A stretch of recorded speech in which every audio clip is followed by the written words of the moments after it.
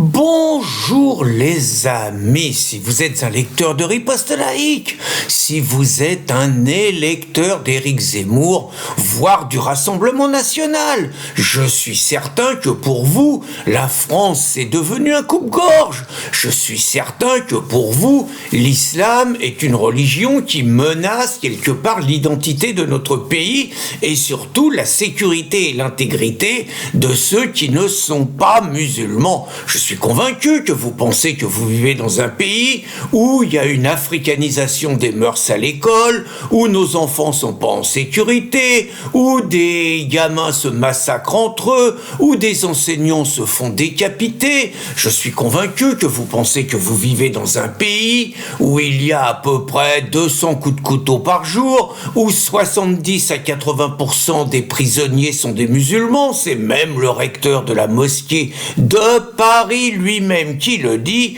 que vous pensez qu'il y a une explosion des agressions, une explosion des violences gratuites, une explosion des vols de voitures, une explosion des cambriolages, une explosion des agressions physiques. Je suis convaincu que vous pensez que vous vivez dans un pays où à certaines heures dans les grandes villes, les femmes n'osent plus sortir toutes seules, voire n'osent plus sortir du tout. Je suis convaincu que vous pensez que vous vivez dans un pays où quelque part on a l'impression de ne plus être chez nous et d'être victime du grand remplacement. Je pense que vous êtes également convaincu que vous vivez dans un pays où la police est l'institution la plus maltraitée avec les enseignants et que finalement nous sommes dans un pays où les policiers n'ont pas le droit de se défendre face aux nombreuses insultes, menaces et agressions qu'ils subissent, y compris quand ils sont chez eux. Eh ben, c'est pas ça du tout, la France. C'est pas ça. Ça, c'est la vision CNews.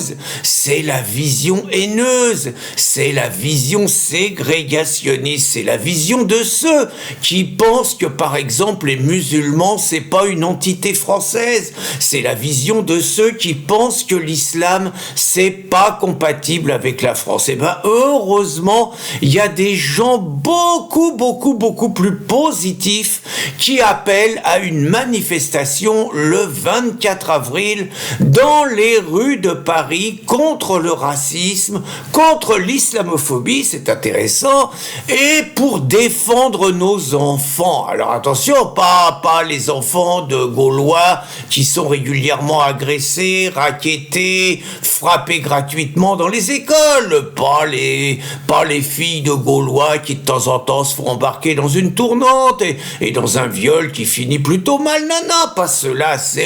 Alors on va commencer dans cet ordre-là. Les enfants qui sont en danger, c'est les enfants qui refusent d'obtempérer à un contrôle policier et qui de temps en temps se tuent en fuyant ce contrôle, y compris sans que ce soit la peine que les policiers quelque part leur tirent dessus, voire même les touchent avec leur voiture. Ils se sauvent à toute allure avec leur scooter, ils percutent un pylône et ils se tuent. Et en général, c'est 3 jours d'émeute, voilà. Et ben ceux-là qui appellent, et je vais vous dire qui c'est, ceux-là qui appellent à cette manifestation, ils estiment que c'est la police qui tue nos enfants. Parce que si la police, elle voulait pas contrôler des jeunes qu'elle suspecte d'avoir volé un scooter, comme si les petits chéris des quartiers islamisés, qu'ils appellent populaires, étaient capables de ça, et ben si les policiers ils intervenaient pas, les jeunes ils se tueraient pas. Voilà, c'est élémentaire. Et puis s'il y avait pas le racisme contre les jeunes des quartiers, parce que quand ils sont contrôlés, pourquoi les policiers par exemple, ils contrôlent jamais les papys dans les hospices, ce qu'on appelle maintenant les EHPAD? Pourquoi ils contrôlent jamais les vieilles personnes? Pourquoi ils contrôlent jamais les handicapés dans leur fauteuil? Pourquoi ils contrôlent toujours des jeunes issus des quartiers populaires? si c'est pas pour du racisme? Pourquoi ils vont embêter des dealers qui sont des entrepreneurs honnêtes, des commerçants qui font vivre les quartiers? Pourquoi constitués de la moitié de migrants quand même, venus d'Afrique? Pourquoi ils les harcèlent comme ça si c'était pas du racisme? Puis attention, maintenant on est revenu au 10 novembre 2019, on passe maintenant à l'islamophobie qui serait devenue un délit.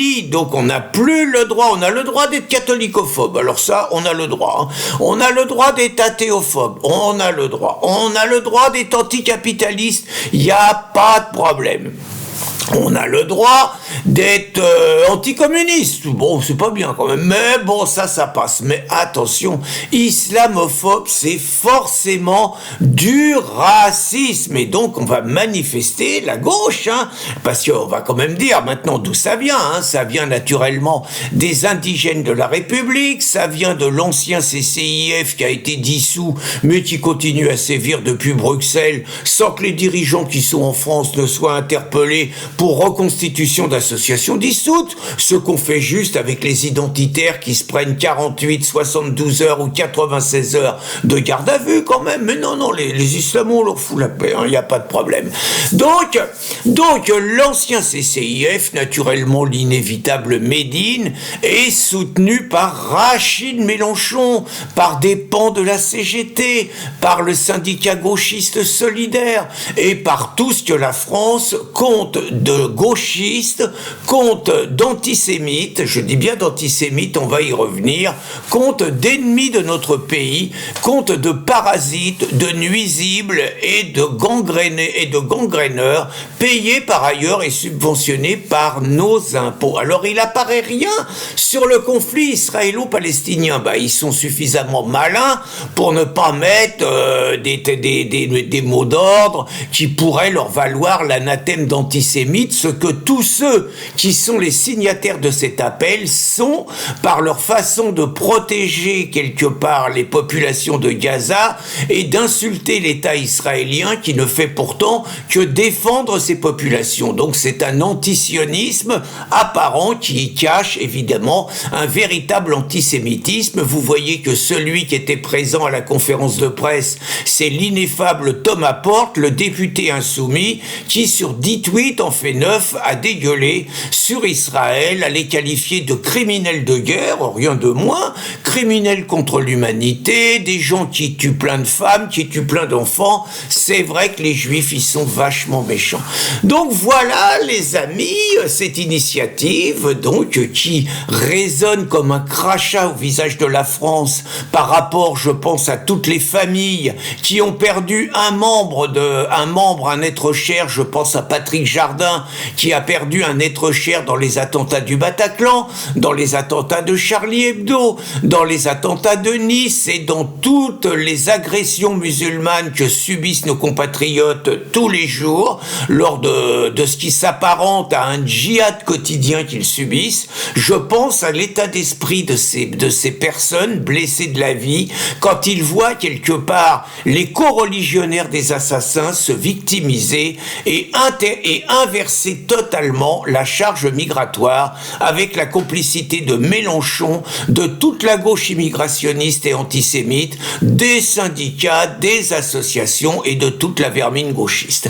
Alors ce qui va être intéressant de constater, c'est que Darmanin, Moussa, celui qui est encore ministre de l'Intérieur malgré le palmarès fourni qui est le sien, donc Moussa a donné l'ordre à ses préfets en juin dernier, suite à une manifestation dans les rues de Paris de jeunes hommes identitaires habillés de noir, comme les Black Blocs, qui n'ont rien cassé, qui n'ont pas agressé de policiers, qui n'ont pas mis le feu à des voitures, mais qui ont le malheur de penser mal. Donc Moussa, depuis, a envoyé une lettre à tous ses préfets leur demandant d'interdire tout rassemblement pouvant inspirer de la haine. Et le moins qu'on puisse dire, c'est que les préfets obéissent à cette missive avec un zèle digne de leurs prédécesseurs dans les années 1940. On va quand même... il n'y a pas beaucoup de Jean Moulin dans ces fines équipes. Il y a davantage de papons. Donc, il va être intéressant de voir comment va se comporter Moussa, comment va se comporter le préfet Nunez, celui qui interdit plus vite que son ombre les initiatives. Ça va être intéressant de voir s'ils ont la même attitude qu'ils ont avec les patriotes amis de la France, ou si, une fois de plus, ils se couchent devant les islamistes, les antisémites et les gauchistes. Moi, j'ai ma petite idée. Et vous? Bonne journée, les amis.